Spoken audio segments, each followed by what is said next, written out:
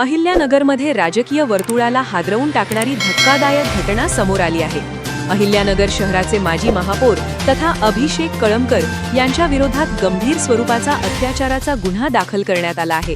ते राष्ट्रवादी काँग्रेस पक्ष, शरदचंद्र पवार या पक्षाचे शहर जिल्हाध्यक्षही आहेत। या प्रकरणामुळे शहरासह संपूर्ण जिल्ह्यात मोठी खळबळ उडाली आहे। 25 वर्षीय तरुणीने दिलेल्या फिर्यादीनुसार शाळेत नोकरी लावून देण्याचे आमिष दाखवत कळमकर यांनी तिच्याशी संपर्क वाढवला। त्यानंतर अहिल्यानगर शहरातील विविध ठिकाणी तसेच पुणे जिल्ह्यातील शिरूर येथील एका लॉजवर नेऊन वारंवार अत्याचार केल्याचा गंभीर आरोप तिने केला आहे।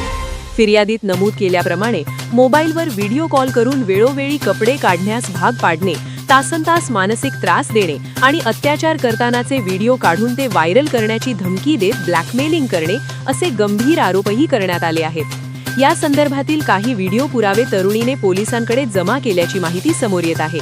या प्रकरणी MIDC पोलीस ठाणे अहिल्यानगर येथे गुन्हा दाखल करण्यात आला आहे। गुन्हा नोंद होताच अभिषेक कळमकर फरार झाल्याची माहिती पोलिसांकडून देण्यात आली असून त्यांचा शोध सुरू आहे।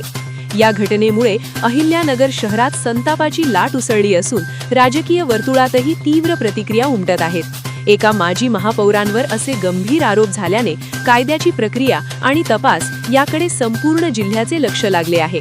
पोलीस तपासातून पुढे काय निष्पन्न होते, आरोपीला अटक कधी होते आणि या प्रकरणाचा राजकीय परिणाम किती दूरवर जाणार याकडे आता सर्वांचे लक्ष लागले आहे।